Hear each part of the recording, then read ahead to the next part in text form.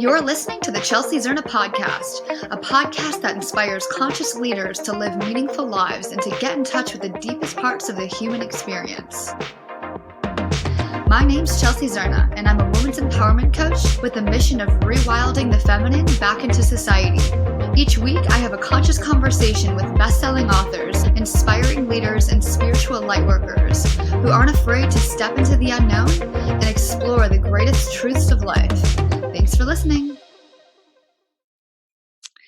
Welcome to the Chelsea Zerna podcast. I'm sitting here with Yarixa Ferrao, aka Coach Yari, and she is the founder and creator of Unleash and the SoulBody Method, working to ignite personal freedom and creativity in others. She's a world-renowned, inspirational, transformational health and fitness personality based in Los Angeles, and she's been featured on TLC, MTV, Women's Days magazine, and many others. And Yadi and I both have a passion for ecstatic dance and movement, and I could not be happy, Yadi, to have you on this podcast. Welcome. Dude, thank you. Thank you so much. I mean, I love how excited you are and I love seeing your face. And I'm really just overall just enthused to ignite people, right? Like that's my jam. Yes, I love it. Very cool. We share that in common for sure. Mm-hmm. So I'd love to hear a little bit about how Unleash got started and really your why behind it and the fuel that kind of drove you to creating something that was so embodied in self-expression. Okay, so this is going to be a long-winded answer. I'm just going to preface that. Okay. Unleash is what I find to be the raw, pure energy and truth that exists in all of us. Yeah. And that's the energy of Unleash. It's like your most authentic, fully self-expressed way that you can be. And I wasn't that before. Yeah. Right. So I know what it's like to be withheld. I know what it's like to be constrained, constricted, held back, leashed. And the reason why I know this is because growing up as a kid, many different factors played a role, right? Like the parents, of course, played a role, divorce, different kinds of belief systems. They were authoritarian, which meant that it's more like their way. And if it's outside of that scope, then it's wrong. So I was wronged quite a bit, through, not that they knew that they were wronging me, but that's just the way it was. For sure. And then the other half of that is that I was born in Puerto Rico, and in Puerto Rico, I felt like myself. But when I moved to the mainland in the States, I got to live in Tennessee, and I was about 8 years old. And so ages 8 through 12, I had a period of time where I didn't fit in, where I wasn't like anybody else, where I was bullied, where I experienced racism, where I was called ugly left and right, where boys, I would ask them out on a piece of paper with that little square boxes, yes or no, and they would all check no. And, having been rejected and pushed away made me feel really insecure, really shy, introverted. I didn't know who I was. I literally couldn't look at people in their eyes as I was growing up. And, there's turning points that occurred. And one of the turning points was when I was in 10th grade in my math class. There were these two boys. And at one point we were having a conversation, and I apparently was looking down at the floor. And one of the kids said, he's like, "Daddy, why do you look down at the floor when you're talking to me?" And I was just like, well, I don't know. And then I looked at the floor again. And then he's like, "Well, you know what that means is that you're insecure, right?" And I'm like, okay. And he's like, "But don't worry, we're going to help you." So him and his friend literally decided to, when we would have conversations, he's like, "Whenever we have a conversation, you're going to look at me and this other kid, I can't remember his name, but you're going to look at us in the eyes when we're talking to you the entire time."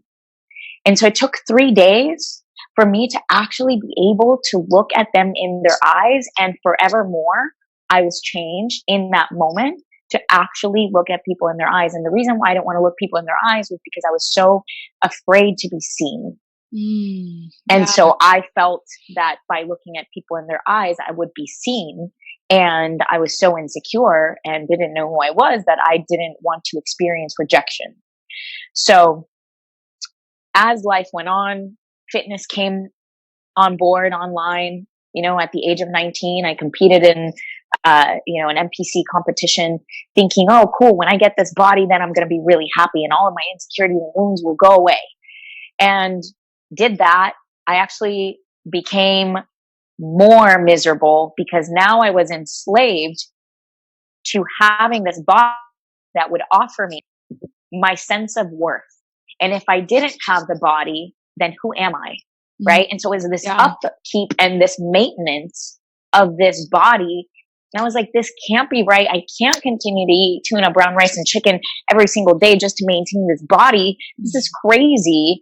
And then that's how spirituality came about, right? And through spirituality, teaching and coaching people throughout the time of helping them lose weight, etc. That's when ultimately, little by little, I started breaking through more and more. And of course, becoming more of a leader. I got to be on MTV and TLC when I auditioned for these shows. And there's a lot of passion behind it. Yeah, so there were weight loss shows. And so one of them was called I Used to Be Fat. The other one was called Fat Chance. And one was in 2011. And I trained these kids to transform their bodies. And from there, there was a lot of passion in doing that because I wanted to help them from a sustainable way, not from the place of, thinking that when they have this body that they're going to be happy, because that's not the truth. It's also not true when you think that you have the wife, the boyfriend that you're going to be happy. It's not true when you have the car that you're going to be happy. It's not true when you have the house. It's not true when you have tons of money that you're going to be happy. So all of these external factors are the things that we think are going to create happiness, when in fact, all that's really going to make us happy is the connection that we get to have with ourselves in our truth and freedom of how we get to express. Yeah, I highly resonate with that. Yeah. And so then finally, there's this part of me that felt that I was a bad dancer. And there's this part of me that felt like I couldn't dance in front of people, like even in clubs, in the way that I probably wanted to. Part of it was because I was like, oh, this is going to be way too sexy. I'm going to get the wrong attention. These moves are going to be funny. People are going to make fun of me when I dance. All of these things that I had in my head that really created a lot of fear around dancing, but my soul was knocking at my door. And that's when in 2017, just 2 years ago, that's when it literally beckoned me. And I ended up doing a plant ceremony from 2016 turning 17 that year. And that literally cracked me open to remembering how my soul wanted to dance. Wow. And that's what literally was the thing that I couldn't hold back any longer. The plants just gave me the permission, but it was a long time coming, right? As all of these, as all of these layers of the self-work and the personal development that we do, we unravel and undo layers. Yeah, constantly. It's like a never-ending journey too. Yeah, but it was just the thickest layer of all was finally unleashed. Literally my wildest self was freed, and it was through my body. And I believe that we all have this energy inside of us just waiting to come out. Because that's a really big transition to go from feeling super caged, not wanting to be seen, going through this transformational journey, potentially stepping into spirituality, having a plant medicine ceremony, and then having this huge breakthrough. How did you go from point A to point B so rapidly, and then unleash yourself and then create this culmination of an event series that also helps other people do the same thing? Yeah, I mean, it would appear to be rapidly because Unleash has grown really fast in a year and a half, because I unleashed 2 years ago. Unleash started a year and a half ago. And And it feels like, oh my God, but that was so fast. And on my first event, I had 75 people. Now I'm having almost 200 people at my event without even doing like Facebook marketing, really. Like, this is just organic. Yeah. And to people would think, oh, this is, wow, like, how did you do that? But this is an entire life's journey to get here at my most authentic self-express. Because why? I faced all my fears. I continue anything that makes me scared. I literally go and lean into it. I'm like, oh, that's making me scared. That's closing me up. I can feel the tension in my body. What's that about? What's the opportunity in that? And get curious and actually go into the exploration, even if it scares me. I remember like speaking in front of others being one of my biggest fears. I think, speaking on stage is I think it's the number one fear, right? Of amongst all people, if I'm not mistaken, besides death. I think it might be, I don't know if it's number one or number two actually, but, so what did I do when I could feel like, oh, but there's a message that wants to come out, but I used to sweat pools of sweat, even watching speakers on stage. And there's a part of me that knew that I was meant to deliver messages. And I was like, oh my God, I'm feeling scared. Okay. So I'm going to take this $8,000 course that's going to help me, do this. And the reason I mentioned $8,000 is because I had $500 in my account, which is another layer, is another layer of fear, right? Yeah. Like, we don't have the money to do that. We don't have the time. Usually those things play a role. And I'm mentioning that because when you do take the leap, boom, all the doors begin to open. Yeah. So like anything that scares me in this life, I go towards. So you took an $8,000 course to get into public speaking? Just to break through the fear of public speaking, not even to get into public speaking, but just to break through the fear of it. And for you, that worked. And for me, that worked because literally when they asked people, when I went there and when they asked people, there was like 200 people in the room. And when they asked people, okay, who wants to get laser coached, on stage? And I was trembling so much when they asked that question. What did I do? I literally stood up and raised both hands. So the complete opposite of like, well, what is it going to take to break this fear? I'm going to have to go full throttle. And that's just been the way that I've done life. Yeah. Because I remember just experiencing my life in a way that was dull, that felt boring, that felt like, what's even the point of this? I'm not really enjoying myself, disconnected in relationships, like all the things that I would be just consistently like going on roller coasters of sad and happy, being in relationships that would, try to validate my worth. And then when they were out of the picture, I would literally be distraught for like an entire year after a breakup. And why is that? Because like I depended on something outside of me to give me the happiness. And it's because I wasn't being myself. Yeah. Right. That's really what it boils down to. And so I'm here to help people break through their fears. I'm here to help people get back into their passion, ignite their passion, because we need every piece of the puzzle on this planet. And every single person here is part of this puzzle that unites us all. And when we can embrace our individuality, our uniqueness of who we are, I mean, what a gift to the world we are.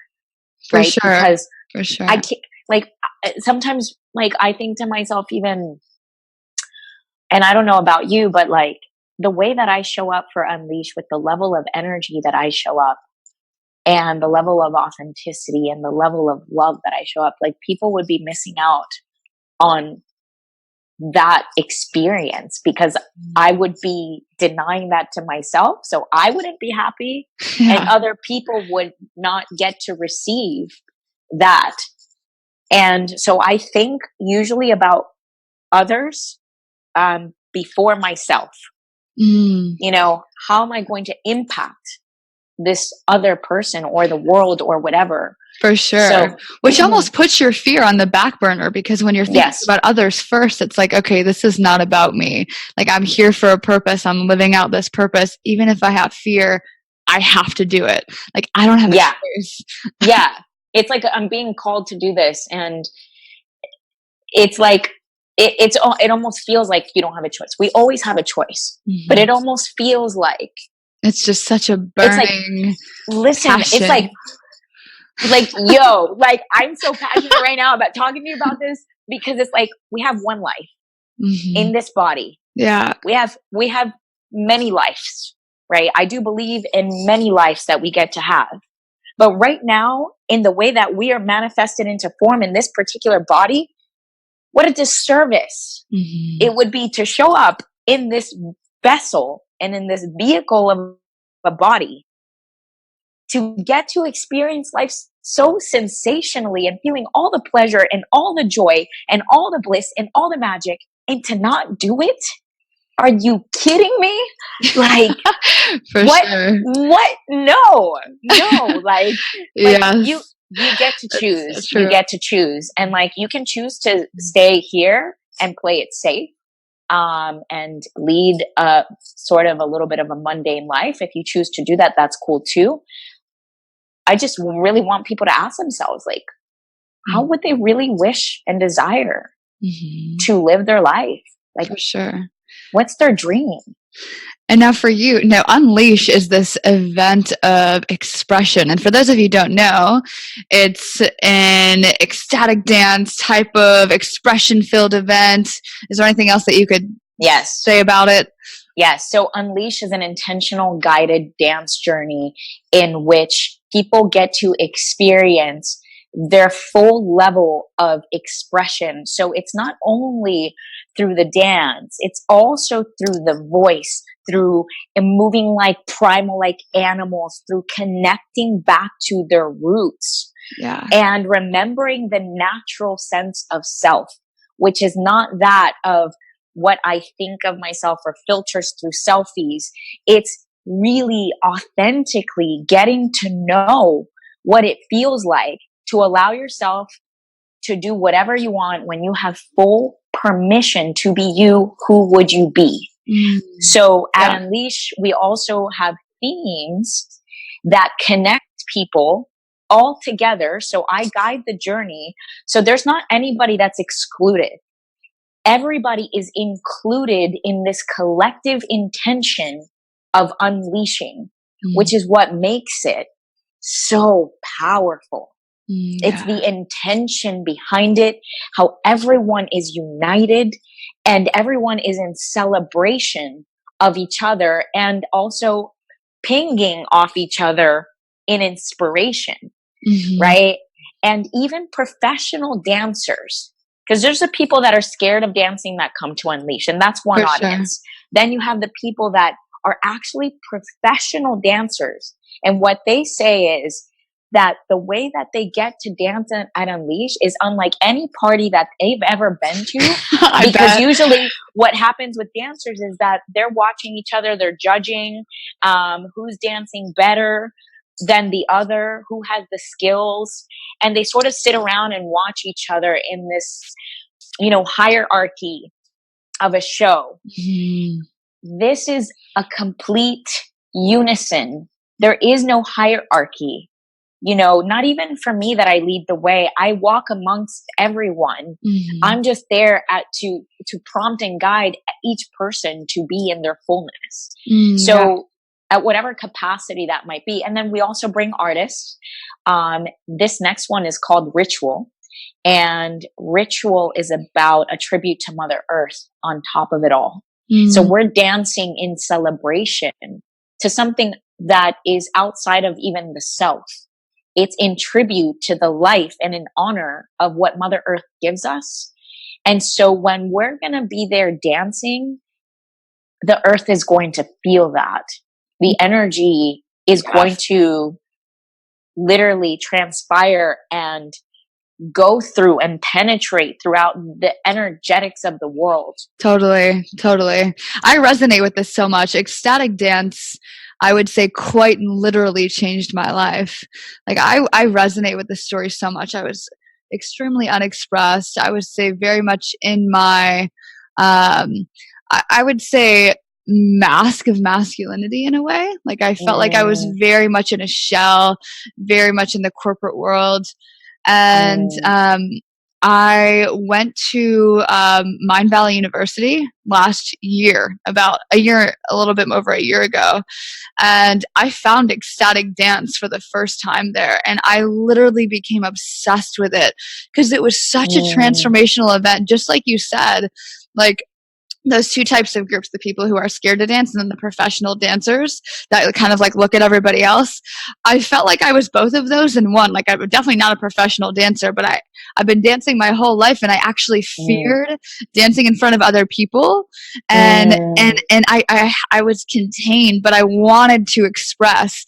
And ecstatic dance was the one thing where I could just go out and like literally unleash myself and like get into my own aura and my own being. And I felt like I wasn't judged. I wasn't judging myself.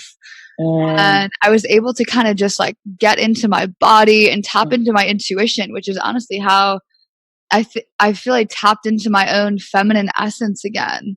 And I literally became obsessed with it. I started dancing all over the world. And like every city I went to, I'm like, where's the ecstatic dance here? I want to go. If there's not one, I'm going to create one. And literally when I went back to Atlanta, that's how I felt. I was like, I need to dance. I need to move my body. And the culture in Atlanta ecstatic dance isn't huge here. It's growing for sure, but it's so healing. I feel like the whole population I feel like I need this, and I can't be the only one that needs this. Oh, 100%. Like this is, I feel like dance is one of the most accelerated forms to bring people into a state of awakening and ascension. And the reason why I say that, even above meditation and above yoga, is because dancing has a very quickening effect of not only dropping you into your body fast in a non-linear way, right? So the expression is even that much more feminine, which if we've been in our masculine for so long, right? In this entire lineage of time. Yeah. Like, what is the fastest way that is most feminine and drops you into a level of play and joy and connection to others? Meditation is amazing. It's also you're by yourself, right? Like, so you're not really connecting with other people. Yoga, you're also on your mat. So it's not that one is better than the other, but what I'm saying is that right now the world needs a form that unites us in group and community, where we're connecting in a non-linear way that drops into our most playful and joyful states of being, like this. Yeah. And I feel like in that, the ripples of the energy can break through all of the linear patterns that we've been experiencing.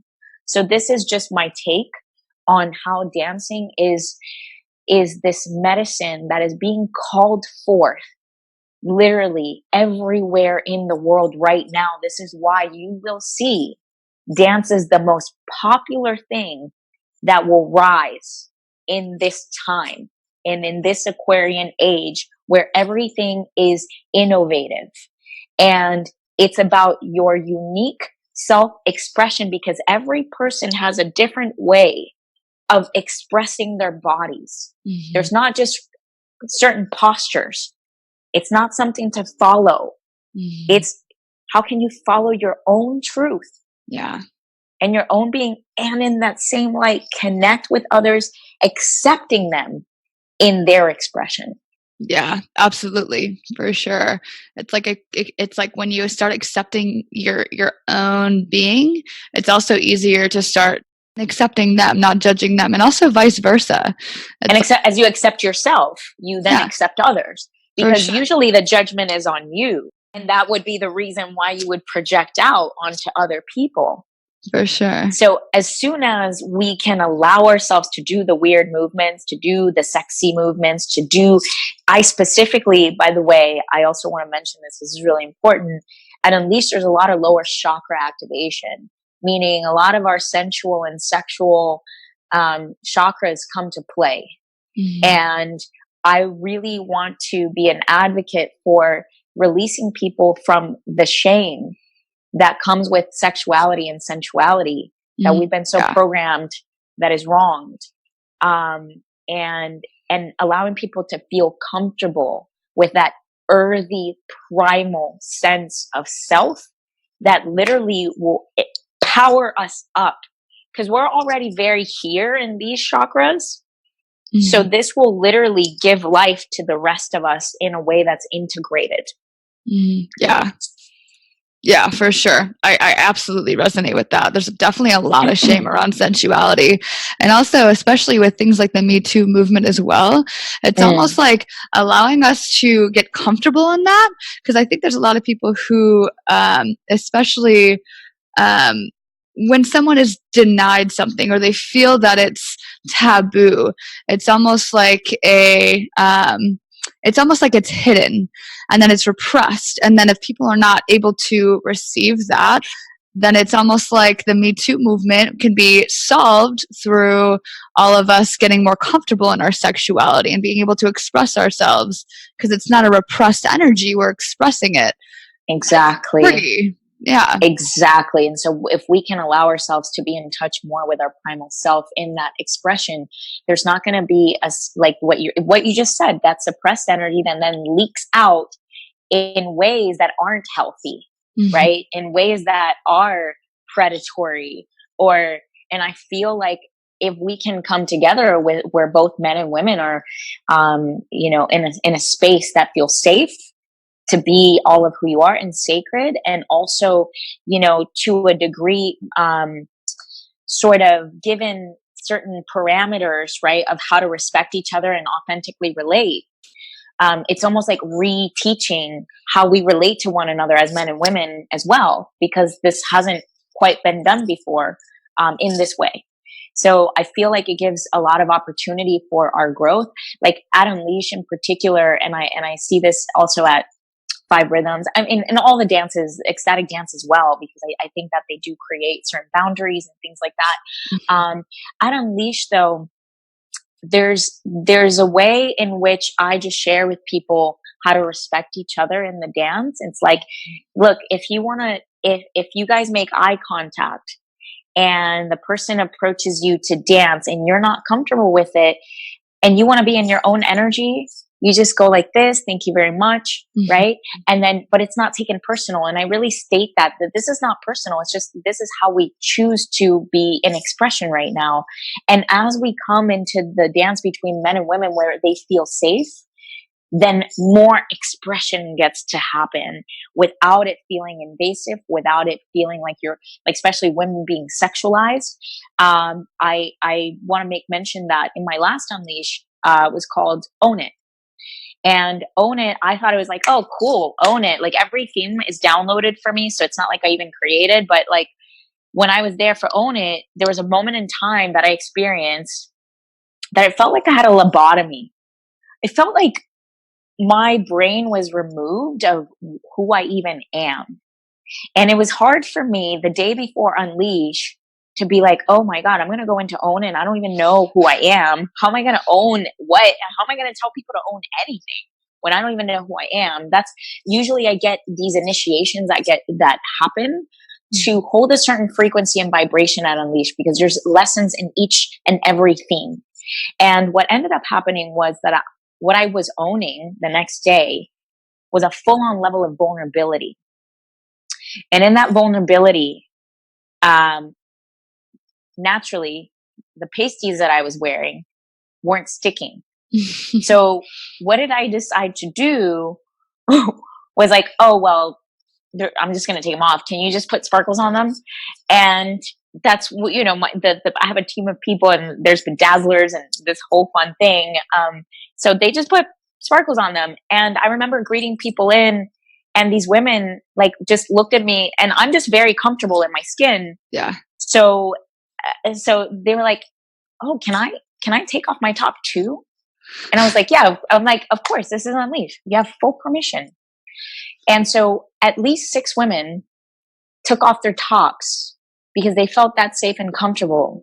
And not once did we feel sexualized. And it's because of the container of not having anything even around it, that it's wrong to even have our nipples out, right? If I had the thought that it was wrong, the frequency would change in the space. Yeah. And that would create a discord. So it's really also about whoever is holding the space to be in full integrity of what you're actually there to hold. Yeah. So I just, I commend all the courageous people that are stepping up to even lead these things, like yourself, right? Like you're doing this too. And it takes courage. And ultimately, we're causing people to gain the same courage that you have, right? Because it's in all of us. Everything whatever people see in you, it's in them. And so we're just being the permission slip of what's already theirs. I'm not creating followers. I'm causing leaders to lead themselves, right? So, and I feel like that's the responsibility. It's to allow people to be exactly who they are, and you just get to be yourself, and you just get to be the permission slip for them to be whoever they're meant to be in the world. Totally. And how do you see Unleash, or this movement, and your why kind of changing the world, and how do you see the world shifting because of it? Oh, the way that I envision Unleash, even if you think about the word, right? It's this expansive, expressive, untamable, unstoppable force. And the way that ripples is simply by the experience that each individual that comes to Unleash has. And that, like, people keep inviting people flying in from Texas, flying in from the East Coast, just to come to Unleash. And I understand that I'm going to be invited more and more. Like, I just got invited to do, for instance, I went to Hive Global Leadership Summit, and I got to do Unleash for 65 different countries that were present. No way. That's amazing. Yeah. So the world came, right? And I was there to host this for world leaders. So these people who are world leaders, when they are expressing themselves, they get to go back and impact their people. Totally. Yeah. So that's how Unleash and all of these dance movements that are happening get to create the ripples. Totally. Right? And that's huge too. Like, helping corporations and people that are leaders that are not in this space. Like you and I, we've both transitioned or have been in this space of consciousness, spirituality. So now we're super expressive, right? But there are so many people that are leading organizations that feel so repressed. And that, just like you said, like, it's kind of the leader, and that energy ripples out to their people. Same thing in a corporation, or same thing in any organization. Like, if the leader is repressed in any way, or they're not fully expressed, their people are going to also feel that way. Exactly. And so I feel like Unleash is going to be there for corporations. We're going to be part of certain just events, and whether big or small, that people will invite us to, festivals that people will invite us to come and show up. And really just bring this pure, raw, joyful, blissful, magical energy that belongs to all of us, and allowing people to be embodied and integrated. Because the disconnect that we're having is that we are not embodied. And so we have a lot of thoughts that can't come into form because we're not dropped into our bodies. So how can we get people to express more, so that their level of even leadership, or however they show up in the world, whatever that might be, how can they show up more like themselves authentically? And that's through the embodiment piece. I watched Marianne Williamson as I went to the Hive Global Leadership Summit, and she's running for president in 2020. I love that woman. She transformed my life by reading her book, A Return to Love. I literally went front and center to watch her. I was the first person at the door. No I was so way. excited. And I was like rooting her on. One thing that I acknowledge though, that if I were to improve anything, right, about the way that she shows up, it would probably be to drop her more into her body. And when she expresses on stage, it could be felt that much more. She's already felt.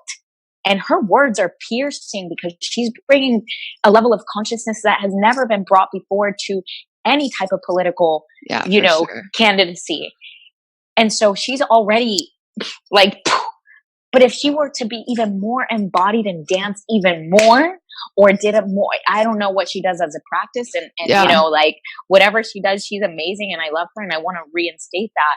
But I truly felt like when she was making certain gestures, I was like, wow, like if she just like was more embodied, like I feel like it could be even more felt. And So you those felt are that she really wasn't embodied, like you felt that there was something kind of holding her back, or she wasn't holding her back. super expressive.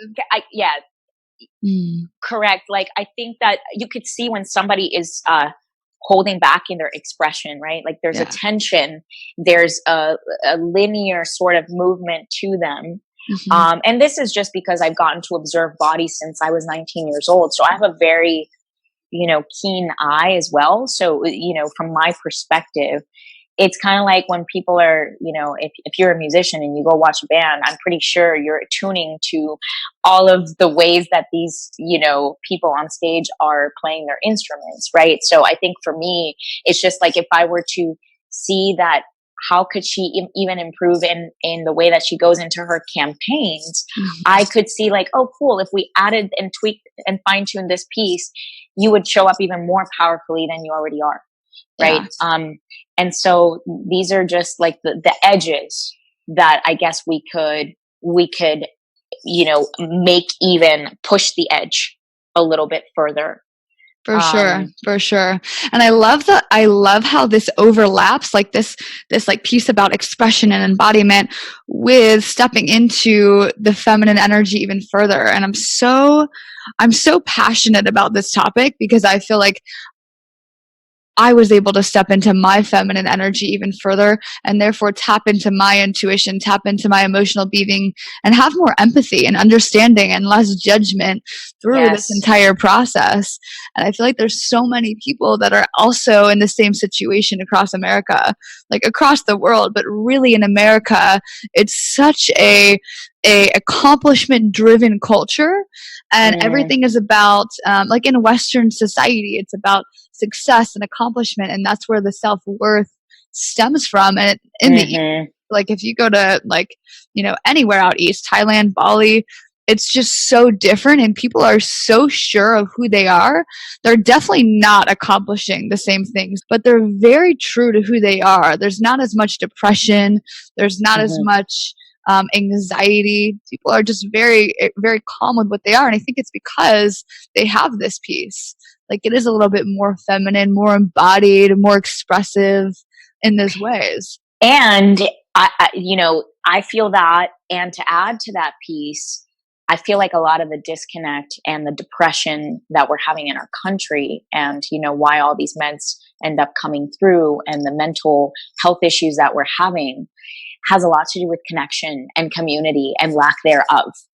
And I feel like the dancing community brings such a level of connection to others that the social status goes away, the sexual preference goes away.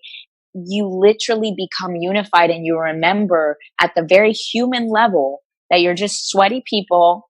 You're just fucking dancing to this amazing music, and you don't give a shit about anybody else's social status at that point.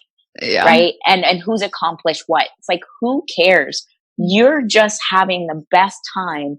And to create communities that have this essence of just our heart. Our heart is really what matters. And when we come from the heart, we get to create naturally because we're inspired. Yeah. And we can create from inspiration, not from fear, not from fear of not being enough, from fear of not doing the right thing, from, or not going for the things because you're in states of fear and doubt of failure, etc., which then creates depression, which then creates blah, blah, blah. But I definitely feel that in these other countries, there's a lot of family aspects and community aspects that here in the States, it's a lot of there's a lot of self-love work, and all those things are fine and dandy. And I believe in, loving oneself. But I also believe that there's this misconception around needing each other. And I feel that a lot of people shy away from, oh, you're being needy. No, it's human to need each other, and to dismiss that is to dismiss your own humanity, which is causing you to have a sense of separation and make you feel like you're sovereign and in your power when you can do all the radical self-reliance. That's cool that you can radically be self-reliant, but really remember that we're all parts of the puzzle, and each one of us, we need each other, right? Mm-hmm. We need each other, and to not forget that.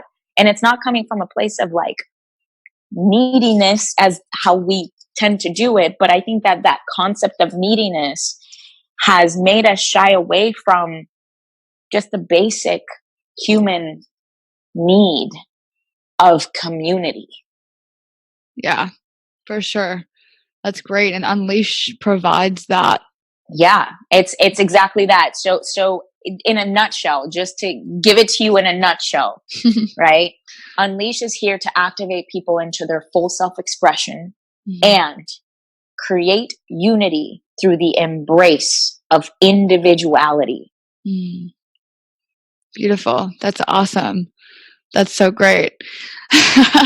And I think that's a great place to kind of wrap up. If you can leave everybody with one thing that you feel has totally transformed your life that could help somebody else either step into expression or step into deeper self-worth, what would that be? For sure, follow your highest excitement. Follow your heart. Always let it lead you. It's always going to guide you in the right way, even if it's scary. Trust yourself more. And anything that creates fear and contraction within your body, acknowledge it, notice it, but don't shy away from it. Be like, get curious about what that is about. What is the belief that you're having that is creating this fear? And in the acknowledgement of that, you create awareness. And in that awareness, you can then go towards it. One thing I also say about fear is to go down the path of like, what's the worst thing that can happen? Go down that rabbit hole. Okay. And you keep talking about it. It's like, okay, well, if I don't make money, then I can't pay my rent. If I don't pay my rent, then where am I going to live? Okay, maybe I'll live in my car. Okay, and what if I lived in my car? Right? Literally take yourself all the way down the rabbit hole, because you're going to reduce moment to moment the level of fear that you actually have by accepting and embracing it. And then you can get out of fear way faster. And lastly, I'm just going to leave you with a little bit of a poem that I wrote. And this is just a little piece of it. And I think that this is coming from just the Amazon fires. And it goes, it's that fire that provokes desire necessary to create worlds and beauty to inspire life. Oh, life, what a present that requires presence. And your angelic essence gives us the opportunity to access our creativity. Blessed you be. You were destined to be a muse that paints itself infinite hues. That's beautiful. Yari, thank you so much for sharing those beautiful words. Thank you so much for your presence, being on this podcast. going deep into your story, getting vulnerable about your journey into your own self-expression and embodiment. Thank you for being on this podcast. I greatly appreciate you. Yay. Thank you. Thank you, love. For the last thing, unleash.splashthat.com. If you're out here in LA, at Unleash Movement for my Instagram, or at Coach Yari. And feel free to connect in any way with me. Any questions that you might have, I'm happy to support and answer. And I just want to be of service. That's beautiful.